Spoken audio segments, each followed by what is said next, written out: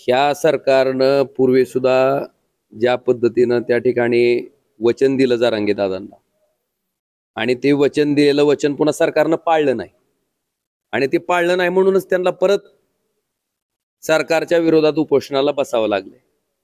आता आम्ही लगेच त्याच्याकडे नकार घंटा काही वाजवणार नाहीत।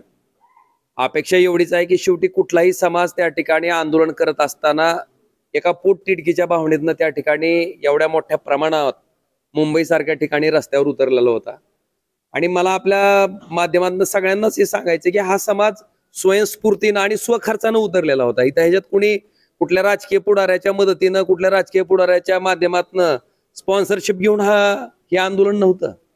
ते सामान्य माणसानं गरजवंत मराठ्यांच्या मुलांनी स्वतःचं आयुष्य त्या ठिकाणी ज्या येणाऱ्या अडचणी आहेत आरक्षणामुळे त्याच्या संदर्भात उचललेलं हे पाऊल होतं।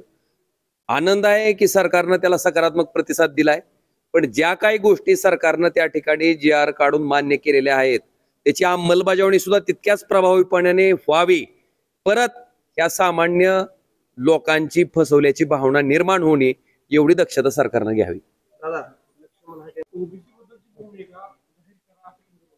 अरे आम्ही सांगितलं की आज आम्ही सांगतोय काय, आम्ही आपल्याला पहिल्या दिवसा त्यांच्या म्हणण्याला काय अर्थ आहे, त्यांनी काही म्हणतील।